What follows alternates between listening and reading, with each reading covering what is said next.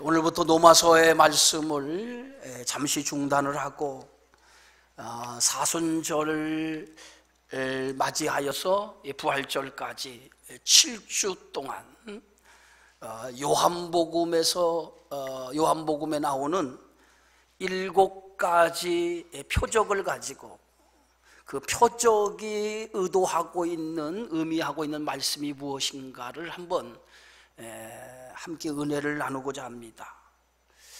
요한복음에는 7가지 표적이 기록이 되어져 있어요. 가나 혼인잔치의 첫 번째 표적을 필두로 왕의 신하를 고쳐준 사건, 그리고 38년 된 병자를 고쳐준 사건, 그리고 오병이어의 기적, 그리고 무리를 걸어가는 사건, 그리고 앉은뱅이, 나면서부터 앉은뱅이를 고쳐준 사건, 그리고 죽은 나사로를 살린 사건, 이 7가지 표적이 요한복음에는 나타나 있습니다.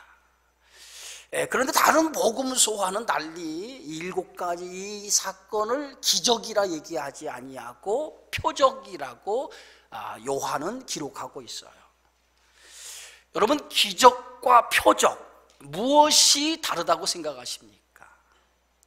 기적이라 할 때 기적은 소경이 눈을 뜨는 것, 그리고 나면서부터 앉은뱅이가 걷는 것, 그리고 병자, 고치지 못할 병에 걸린 사람이 병을 낫는 것, 초자연적인 역사가 나타나는 것, 그것이 기적이죠.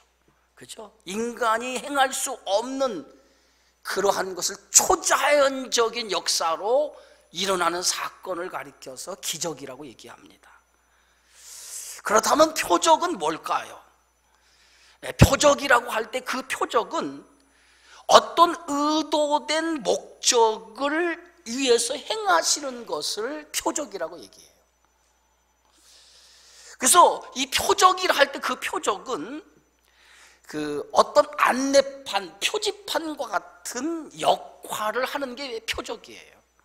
그래서 표적을 통해서 뭔가를 드러내고자 한다는 거예요. 그것이 표적이 주는 의미예요.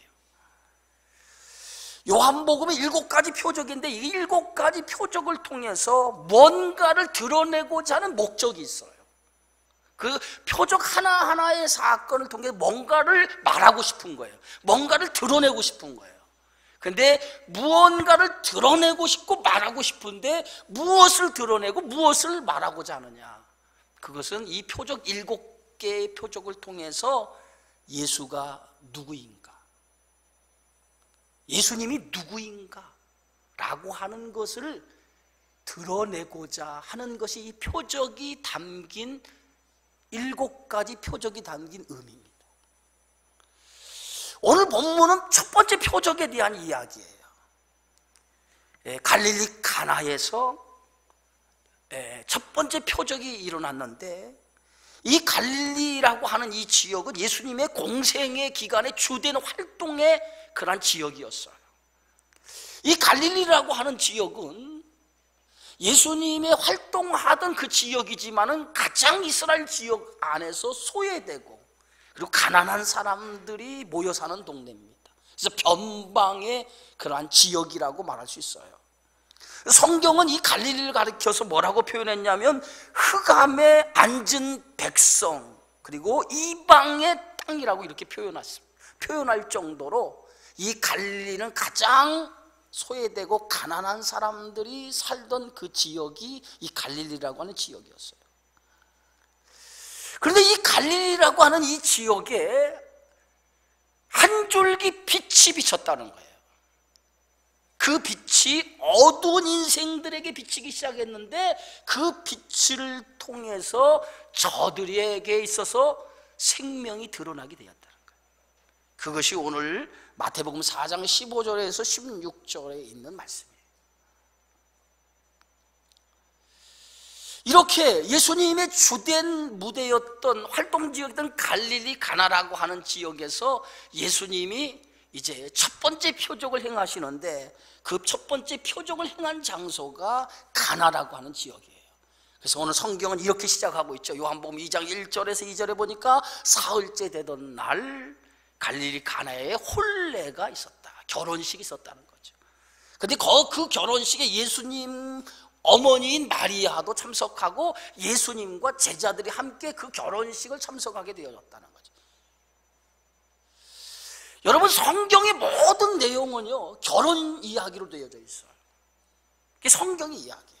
아담과 하와의 결혼부터 시작을 해서 마지막 요한계시록의 끝이 어떻게 나느냐, 어린 양의 혼인잔치로 모든 성경이 끝이 나요.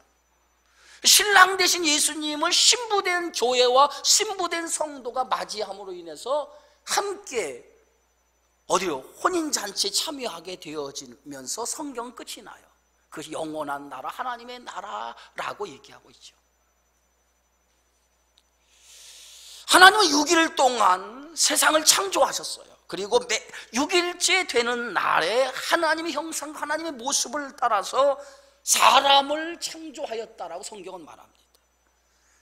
그래서 맨 처음으로 만든 사람이 아담이었어요. 근데 아담을 만드시고 아담이 혼자 사는 것을 하나님이 보시고 너무 외로워 보였다고 그랬어요. 그리고 좋지 않게 생각했다고 그랬어요.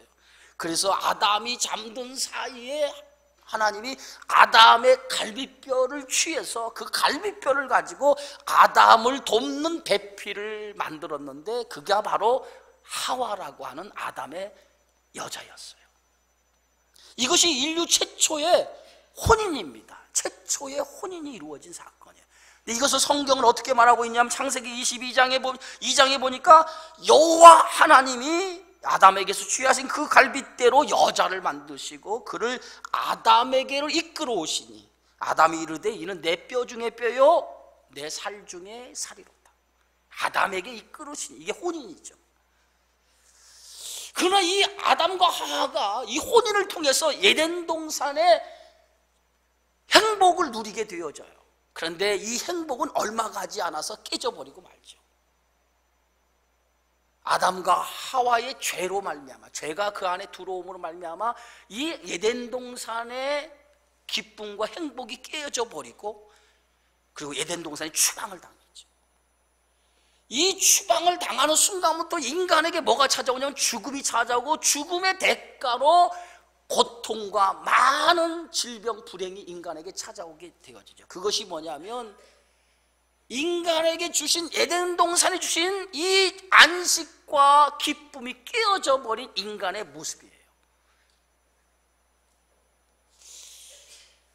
그런데 이 행복이 결국은 아담과 하와의 혼인의 기쁨이 앗아가 버린 결과를 낳게 되어졌다라고 성경은 말하고 있어요. 그래서 오늘 가나 혼인잔치의 표적을 통해서 무엇을 드러내고자 하냐, 인류의 불행의 시작을 다시 회복하기 위해서 이 땅에 오신 그리스도, 그것을 오늘 가나 혼인잔치의 혼인예식이라고 하는 이 그림을 통해서 우리에게 오늘 말씀하고 있어요.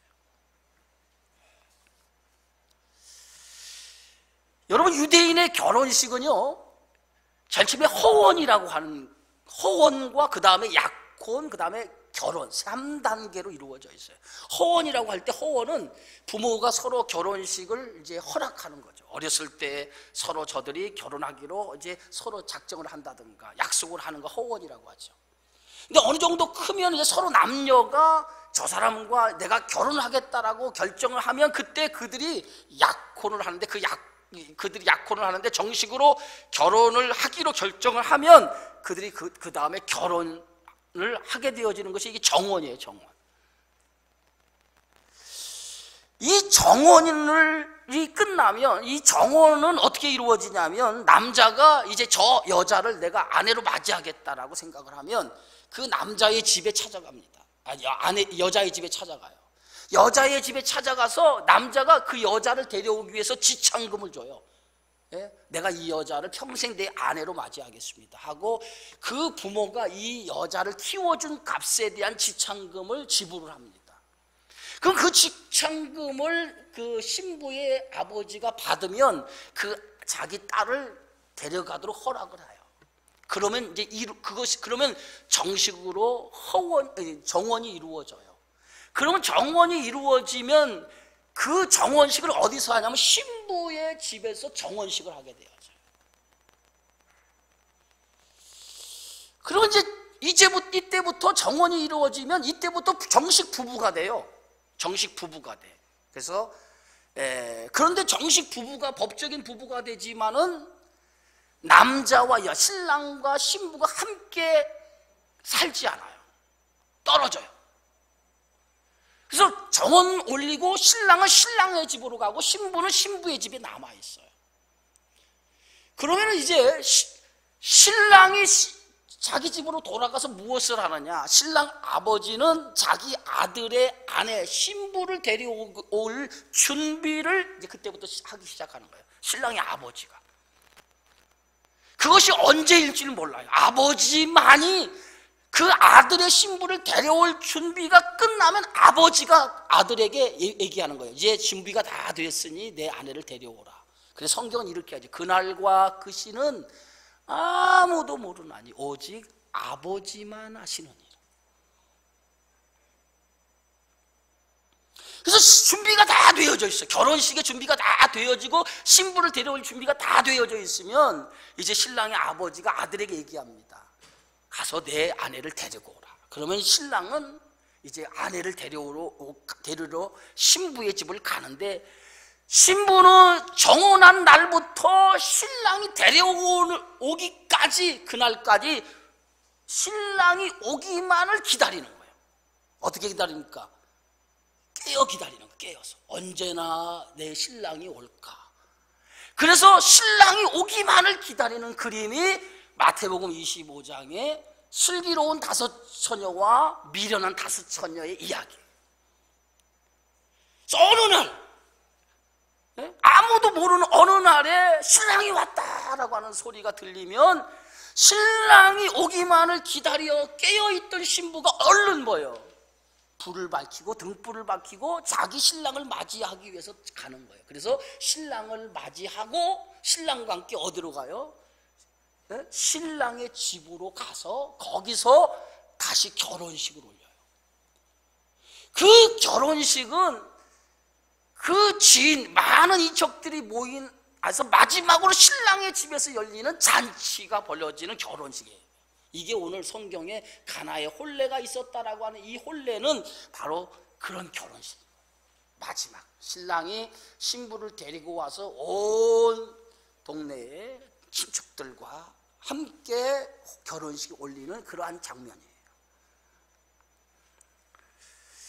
근데 오늘 성경에 보니까 갈릴리 가나에 혼례가 있어. 근데 그 날이 언제? 사흘째 되는 날 갈릴리 가나에 혼례가 있었다라고 말하고 있습니다. 이 사흘째라고 하는 시간은 어떻게 보면 단순한 시간을 요한이 기록했다라고 여러분이 생각하지만 그렇지 않고, 나다나엘이 예수님을 부름을 받고 난 이후로부터 사흘째 되는 날입니다. 시간적으로 계산하면. 그러나 이 시간에 요한이 기록한 건 이 사흘이라고 하는 숫자가 갖는 영적인 의미라는 거예요. 성경에서 말하는 사흘이라고 하는 이 시간은 예수님의 죽음과 관계가 되는 거예요. 예수님이 죽은 지 3일 만에 부활하신 것처럼 이 죽음과 부활을 상징하는 숫자가 사흘이에요. 사흘째 되는 날 갈릴리 가나에 혼례가 열렸다. 혼인 예식이 열리게 되어진 거예요. 그런데 혼인 예식이 열렸는데 거기에 포도주가 떨어진 거예요. 이게 이제 하이라이트죠. 이 사건의 가장 하이라이트가 포도주가 떨어진 거예요. 포도주가 떨어진 거예요. 응? 예수님의 어머니와 예수님 제자들이 함께 초청을 받은 그 혼인 예식에 포도주가 떨어졌어요. 여러분, 유대인들의 혼인 예식은 하루에 끝나는 게 아니에요. 우리는 하루에 결혼식이 끝나지만 유대인들은 하루가 아니라 일주일 내지 열흘 동안 혼인 잔치가 열리게 되어져.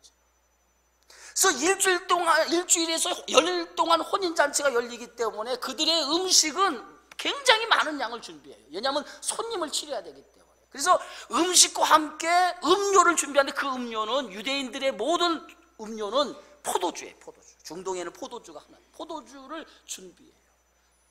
그래서 반드시 음료 가운데 포도주가 있어야 돼요. 포도주는 굉장히 결혼식에서 상징적인 음료예요. 그런데 그만 저들이 음식을 넉넉히 준비했는데 포도주가 떨어진 거예요. 예? 포도주가 떨어졌다라고 하는 것은 뭐냐? 포도주는 성경에서 무엇을 상징하고 있느냐 하면, 포도주는 성경에서 기쁨과 즐거움을 상징하고 있는 게 포도주예요. 포도주가 담고 있는 그 내용이 기쁨과 즐거움이에요. 그래서 오늘 성경의 말씀에 시편 104편에 보면 사람의 마음을 기쁘게 하는 포도주, 전도서에 보면 포도주는 생명을 기쁘게 하는 것이라고 얘기하고 있어요. 그러니까 포도주 자체는 단순한 음료가 아니라 포도주가 상징하는 게 있는데, 그 상징이 뭐냐면 기쁨이라는 거예요. 즐거움과 기쁨. 그런데 혼인잔치에서 제일 중요한 게 뭡니까? 잔치의 기쁨과 잔치의 즐거움이에요. 근데 혼인잔치에 포도주가 떨어졌다라고 하는 것은 잔치의 기쁨과 즐거움이 떨어질, 사라질 위기에 놓였다라고 하는 것을 오늘 성경은 이렇게 표현하는 거예요. 이때 포도주가 떨어진 사실을 예수님의 어머니가 알게 되어지고, 그래서 예수님의 어머니 마리아가 예수님께 가서 예수님께 얘기하죠. 포도주가 떨어졌다고 합니다 라고 얘기를 하죠. 요한복음 2장 3절 본문의 말씀 아닙니까? 근데 포도주가 떨어졌어요. 근데 포도주가 떨어진 것을 왜 예수님께 찾아가서 얘기하냐 이거예요. 그죠? 포도주가 떨어진 것을 누가 책임져야 돼? 그 혼례식을 준비하는 그 집 주인이, 신랑의 아버지가 그것을 책임져야 되는데, 포도주가 떨어진 것에 대한 이 사실을 왜 예수님께 찾아와서 예수님의 어머니 마리아가 포도주가 떨어졌다라고 이렇게 얘기했냐 이거예요. 적어도 예수님의 어머니 마리아는 예수님이 어떤 분인가라고 하는 것을 알고 있었다는 거예요. 예? 마리아는 예수님을 잉태할 때 어느 날 천사가 찾아와서 아이를 가졌다고 얘기를 하죠. 도저히 믿기지 않은 얘기. 남자를 알지 못했는데 어떻게 아이를 가질 수 있냐. 도저히 믿을 수 없는 사실을 천사가 자기가 알려주었어요. 그런데 그 천사로부터 무엇을 듣게 되냐면, 아이를 갖게 된 것이 하나님의 지극한 능력으로 되어진 것이라고 하는 것을 알게 되어져요. 그때에 마리아가 어떻게 고백합니까? 누가복음 1장에 보면 대저 하나님의 모든 말씀은 능하심이 없나이다. 주의 여정이오니 말씀대로 내게 이루어지이다 하고 그 사실을 그대로 받아들여요. 그래서 성령으로 잉태하여서 낳은 아들이 예수님이에요. 그러니까 적어도 마리아는 자신의 경험 속에 예수님은 성령으로 잉태된 분이라는 거예요. 그렇죠? 그러니까 하나님 성령 잉태된 사실을 저는 몸으로 느꼈기 때문에 예수님은 특별하신 분이라고 하는 것을 그는 알고 있었어요. 그래서 예수님께 찾아가서 포도주가 떨어진 사실에 대해서 알려준 거예요. 근데 예수님은 포도주가 떨어졌다고 하는 사실을 전해 듣고 예수님의 반응은 정반대의 반응을 보여요. 요한복음 2장 4절에 보니까 예수께서 이르시되 여자여 나와 무슨 상관이 있나이까? 내 때가 아직 이르지 아니하였나이다. 포도주가 떨어졌다고 예수님의 어머니가 예수님께 아뢰니까 예수님이 그 소식을 듣고 여자여 나와 무슨 상관이, 나와 도대체 포도주가 떨어진 것이 무슨 상관이 있나이까? 무슨 상관이 있냐 이 말이에요. 근데 우리가 자칫 잘못 얘기하면 아유 예수님이 여자요? 자기 어머니가 여자요? 이렇게 얘기할 수 있어. 이거가 기분 나쁘게 생각할 수 있어요. 그러나 이 여자여라고 하는 이 해석은 사실은 귀나이라고 하는, 원래 이 그 히브리 언어를 보면 귀나이라고 하는 이 언어는 극존칭이에요. 극존칭으로 대하는 언어예요. 포도주가 떨어졌다고 하는 사실을 예수님께 알리고 여자요, 예수님 어머니 나와 무슨 상관이 있습니까? 나하고 도대체 포도주 떨어진 거하고 무슨 상관이 있습니까? 예? 내 때가 이르지 않았다. 이 말이 무슨 말씀이에요? 나와 무슨 상관이 있습니까? 라고 하는 말의 의미는 굉장히 중요한 의미를 가지고 있어요. 예수님의 대답은 이 대답 속에 나는 문제의 해결자로 이 땅에 오지 않았다는 거예요. 문제 해결, 여러분의 문제, 병든 문제, 어떤 질병의 문제, 삶의 문제, 이런 세상의 어떤 문제, 여러분이 원하는 그 문제를 해결하기 위해서 이 땅에 오신 그러한 분이 아니라는 거예요. 이 얘기를 가만히 들어보면 오해에 살 수 있어요. 우리 기독교를 자칫 잘못하면 나의 어떤 문제를 해결해 주시는 해결자로 생각하는 경우가 있어요. 모든 종교가 다 그랬잖아요. 종교를 선택하는 이유 가운데 하나가 뭐냐면 그 종교를 선택할 때 그 종교가 뭔가 자기의 필요를 채워주는 대상으로 종교를 선택하래요. 그잖아요. 예수님은 오늘 본문에서 자, 인간의 뭔가 사람들의 필요를 채워주는 것으로 내가 이 땅에 오지 않았다는 거예요. 기독교의 본질이 그게 아니라는 거예요. 기독교의 본질은 병을 고치고 귀신을 물리치고 문제를 해결하는 거 여기 있지 않아요. 우리들의 생각에는 그거의 본질이 물론 예수를 믿으면 하나님이 전지전능하신 능력을 가지고 병도 고쳐주고 문제도 해결해주고 어떤 하나님의 역사도 나타나요. 분명히 역사가 있어요. 그러나 그게 본질은 아니에요. 본질이 뭐냐? 본질은 인간의 근원의 문제를 해결하시기 위해서 이 땅에 오신 거예요. 근원의 문제. 그 근원의 문제를 해결하시기 위해서 이 땅에 오신 거. 그게 뭐예요? 인간의 죄 문제. 저와 여러분의 죄 문제를 해결하시기 위해서 이 땅에 오신 분이 그리스도예요.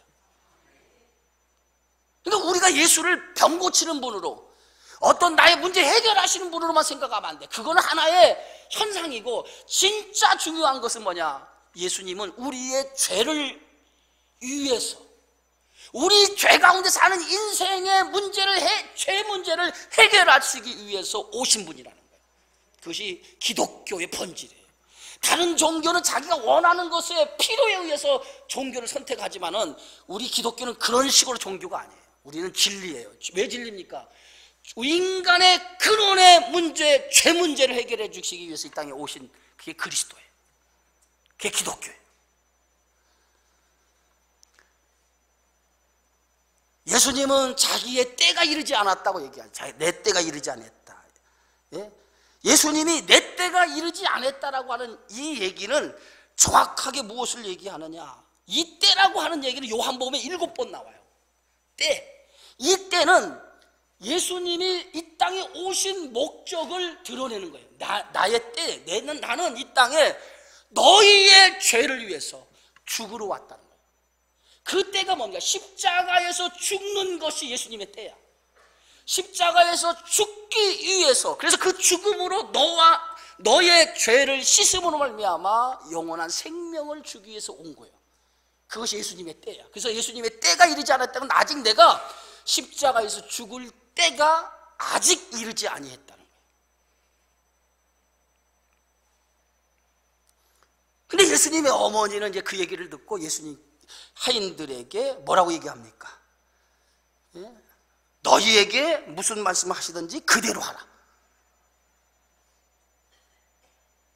그런데 더 놀라운 것은 예수님이 내 때가 이르지 아니했다라고 얘기하면서도 그 하인들에게 말씀하죠. 뭐라고 말씀합니까? 오늘 요한복음 2장 6절에 7절에 보니까 거기에 유대인의 정결 예식을 따라 두세 통들은 돌 항아리 6이 놓였는지라 예수께서 그들에게 이르시되 항아리에 물을 채우라.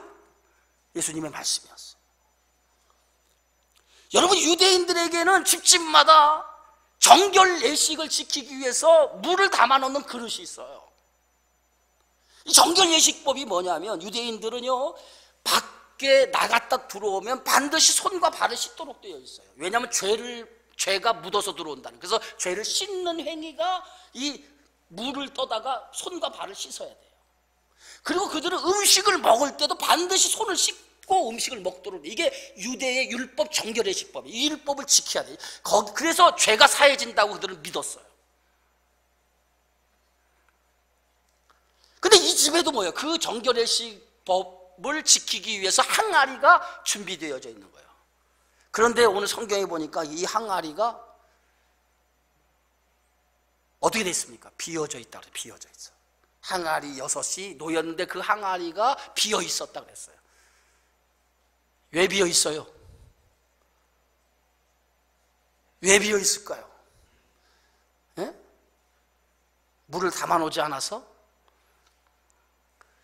이미 많은 그 혼인잔치에 참석한 사람들이 혼인잔치 음식을 먹기 위해서 그 물에 담겨진 물을 떠다가 뭐요? 손과 발을, 음식을 먹기 위해 손을 씻었기 때문에 그 물이 비어 있었던 거예요. 그런데 단순히 예수님께서 정결 예식법을 따라 두세 통 드는 항아리 6에다가 물을 채우라고 명령할 때 항아리가 비어 있다라고 하는 것은 예수님이 의도하는 의도가 또 있어요. 그 의도가 뭐냐면 지금 유대인들이 생각하고 있는 정결 예식법은 율법이에요. 율법.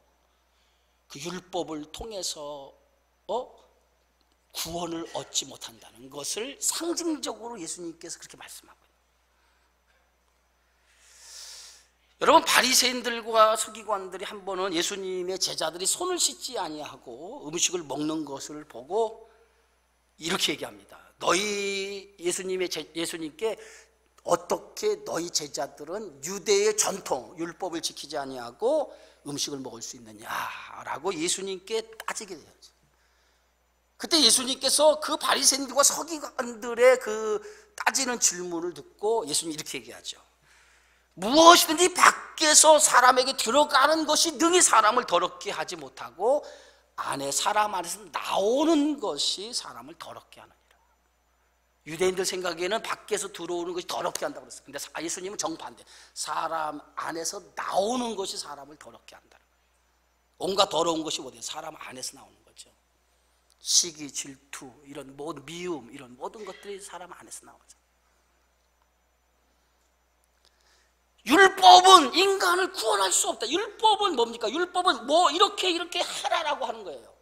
하라 하지 말라는. 그러나 그 율법을 통해서 인간이 구원을 얻을 수 없다는 거예요. 이 얘기는 뭡니까? 율법을 하라. 인간의 어떤 행위나 노력을 통해서 구원을 얻을 수 없다는 거예요. 그 율법이 주는 한계예요. 구원은 인간의 어떤 노력이나 인간의 어떤 공로를 통해서 얻어지는 게 아니라, 인간의 어떤 선행을 통해서, 어떤 공로를 통해서 구원을 얻어지는 게 아니라는 거예요. 자기 죄를 씻기 위해서 어떤 선한 업적을 많이 쌓아야 극락영생을 간다. 그 불교에서 하는 얘기고, 기독교는 그렇지 않아요. 기독교는 인간이 아무리 노력을 해도, 선한 일을 많이 해도 인간은 구원을 얻지 못해요. 구원은 하나님의 은혜로 주어지는 거예요. 의롭다라고 여겨줄 때에 우리가 의로운 사람이 되고 그 의로움으로 구원을 얻는 거예요. 이게 기독교의 진리예요. 예수님은 이렇게 얘기하지. 내가 율법을 폐하러 온 줄 아느냐? 율법을 완성하러 왔다. 율법이 완성이 어디입니까? 십자가의 자기의 죽음을 통해서 하나님이 인간을 사랑하는 그 사랑을 보여줌을 통해서 인간의 율법의 완성이 사랑인데, 그 사랑을 통해서 율법을 완성이 했다는 거예요. 그것이 십자가의 죽음이었어요. 예수님은 이제 돌 항아리 6에다가 물을 채우라고 하죠. 하인들이 돌 항아리 6에다 물을 가득가득 채워서 이제 아구까지 채우기 시작을 했어요. 물을 다 채우자 이제 예수님께서 그 하인들에게 이렇게 얘기합니다. 연회장에게 갖다 주라. 2장 8절에 보니까 연회장에게 갖다 줘라. 연회장에게 갖다 주라. 연회에 참석한 그 연회장에게 갖다 주라. 그래서 하인들이 예수님이 시키는 대로 연회장에 그 아구까지 채운 그 물을 떠다 갖다 줬어요. 물을 떠다 갖다 줘. 물을 떠다. 근데 연회장은 물로 된 포도주를 맛보고도 어디서 났는지 모르지만 물떠온 하인들은 어디서 났는지 알더라 그랬어요. 물을 갖다 준 거예요. 물을 갖다 주었는데 이 물을 연회장이 마신 거예요. 근데 마시는데 그 물을 마신 연회장의 반응이 이상한 거예요. 어느 성경 요한복음 2장 10절에 보니까 연회장이 신랑을 불러 말하되 사람마다 먼저 좋은 포도주를 내고 취한 후에는 낮은 것을 내거늘 그대는 지금까지 좋은 포도주를 두었다. 잔치에 참여하게 되면 첫 번에 잔치에 참석할 때 손님들에게 질 좋은 포도주를 준다는 거예요. 포도주 여러 질이 있잖아요. 근데 시간이 지나면서 사람들이 점점 포도주를 많이 먹고 취하면 나중엔 질 나쁜 것을 주는데, 이 연회장이 이 물을 떠다 준 것을 마셨는데 연회장이 이 물을 먹고 나더니 뭐라고 얘기하냐면 정말 좋은 포도주를, 정말 좋은 포도주를 우리에게 내어주었다라고 칭찬하게 되죠. 이것으로 오늘 가나 2장의 혼인잔치의 사건이 끝이 나는 것 같아요. 포도주가 떨어질 혼인잔치에 참석했던 예수님, 포도주가 떨어졌다라고 하는 그 소리를 듣고 그 포도주가 떨어짐을 통해서 혼인잔치의 흥이 깨어질 위기에 놓여 있는데 결국은 포도주가 채워졌어요. 누구에 의해서? 예수 그리스도 주님의 말씀에 의해서 포도주가 채워지기 시작한 거예요. 그리고 포도주가 채워짐으로 인해서 혼인잔치의 기쁨이 깨어질 위기에 놓였는데 포도주가 채워짐으로 인해서 혼인잔치의 기쁨이 다시 살아나기 시작을 했어요. 무엇을 얘기하고자 할까요? 이것을 오늘 성경은 갈릴리 가나에서 예수님이 첫 번째 행한 표적이라고 얘기했어요. 이 표적이 뭐라고요? 어떤 의도를 가지고 하신 하나의 사건이라는 거죠. 그럼 무슨 의도를 가지고 있을까요? 이 의도는 내가 누구인가라고 하는 것을 예수님이 이 사건을 통해 드러내고 있는 거예요. 정확하게 오늘 이 요한복음 2장은 요한복음을 쓴 요한의 목적에 의해서 이 사건이 기록되어지는 거예요. 그럼 요한복음이 이 요한복음을 쓸 때 어떤 목적을 가지고 썼느냐? 요한복음 20장 31절에 이렇게 써있어요. 오직 이것을 기록함은 너희로 예수께서 하나님의 아들 그리스도이심을 믿게 하려 함이요, 너희로 믿고 그 이름을 힘입어서 생명을 얻게 하려는 것이다. 이것이 정확하게 요한복음을 기록한 목적이에요. 다시 이 사건을 통해서 뭐예요? 예수가 살아계신 하나님의 아들이요, 그분이 메시아 그리스도, 우리 죄를 위해서 이 땅에 오신 그리스도시고 그 그리스도이심을 믿는 자에게는 영원한 생명이 주어짐을 알게 하는 것이라는 거예요. 믿으시면 아멘 하세요. 이것이 오늘 요한복음 2장 가나 혼인잔치의 사건을 통해서 우리에게 드러내고자 하시는 하나님의 말씀이었어요. 예수가 누구예요? 하나님의 아들. 예수님이 누구예요? 우리 죄를 위해서 이 땅에 오신 그리스도. 예수님이 누구예요? 우리 죄를 위해 십자가의 죽으심을 통해서 우리 안에 죽었던 생명을 주시기 위해서 오신 생명의 주님이라는 거예요. 그것이 바로 오늘 가나 혼인잔치에서 예수가 누구냐라고 하는 것을 오늘 이 사건을 통해서 보여주고 있는 거예요. 사랑하는 성도 여러분, 예수님은 살아계신 하나님이에요. 우리 죄를 위해서 이 땅에 오신 그리스도예요. 그분 안에는 영원한 생명이 있어요. 그분을 믿는 모든 자에게는 영원한 생명을 얻음을 통해서 죽어도 살겠고 무릇 살아서 나를 믿는 자는 영원히 죽지 아니하리라. 부활의 생명을 그리스도를 믿음으로 갖게 되어지는 줄 믿으시기 바랍니다. 그래서 예수님께서는 마지막 십자가에 죽기 이전에 제자들을 모아놓고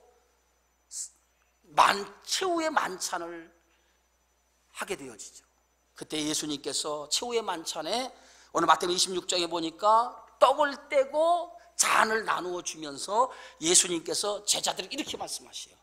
이것은 죄 사함을 얻게 하려고 많은 사람을 위해서 흘리는 나의 피다. 곧 언약의 피니라. 그리고 이것은 너희를 위해서 너희를 살리기 위해서 십자가에서 내어주는 나의 몸이니라. 이것을 먹음으로 나를 기념해라.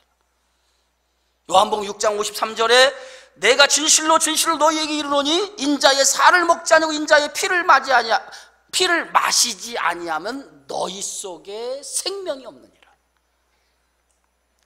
예수 그리스도를 믿어야만이 생명을 얻는다는 거예요.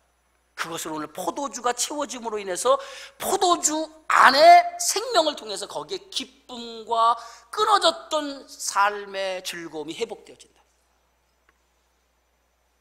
근데 마지막으로 중요한 말씀이 한 구절 남았어요. 보세요. 2장 11절에 결론이 이렇게 맺고 있어요. 예수께서 이 표적을 갈릴리 가나에서 행하여 그의 영광을 나타내시매 제자들이 그를 믿으니라. 굉장히 중요한 말씀. 우리는 쉽게 그냥 지나가는 말씀인데, 갈릴리 가나에 포도주가 떨어진 사건이었어요. 포도주가 떨어졌는데 혼인잔치에 참석 예수님께서 그 물을 변화시켜서 포도주를 만들었어요. 그런데 이 포도주가 만든 사건을 통해서 누가 믿게 되어졌느냐? 누가 믿었냐? 이거 누가 믿었냐?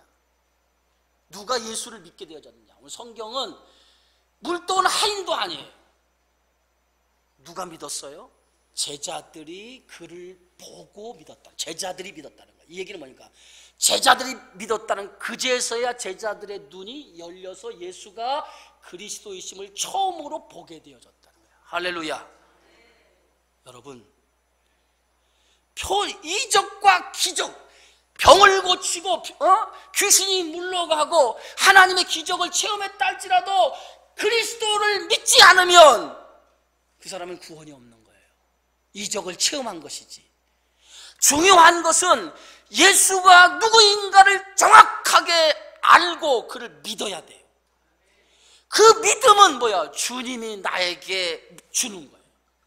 그 주님이 나의 죄를 위해 죽으신 분이라고 하는 믿음이 내 영안이 열려서 하나님의 이 사건을 통해서 너희 눈을 열으라는 거예요. 너희 눈을 열어서 예수가 누구인지를 보라는 거예요.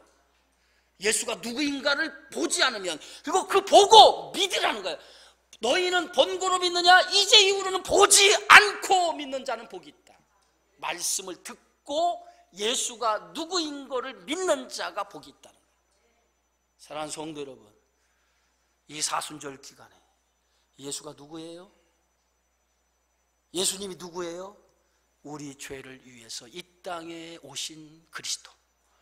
그분이 나의 죄를 위해 죽으심으로 우리에게 영원한 생명을 허락하신 그리스도.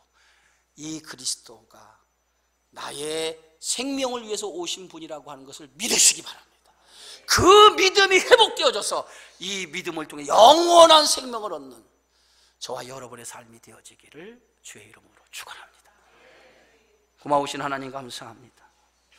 요한복음 2장에 나와 있는 첫 번째 표적을 통해서 예수님은 자신이 누구인가를 사람들에게 드러냄을 통해서 그제서야 제자들의 눈이 열려 예수님이 누구인 거를 깨닫고 제자들이 믿었다라고 하는 것처럼, 오늘 우리 성도들의 영안의 눈이 열려서 예수가 누구인가를 깨닫게 하시고 예수님을 믿음을 통해서 영원한 생명을 얻어 한 사람도 낙오됨 없이 영원한 나라에 들어가는 주의 축복을 이루는 하나님의 거룩한 종들이 다 되어지게 하여 주옵소서. 예수님의 이름으로 기도하옵나이다. 아멘.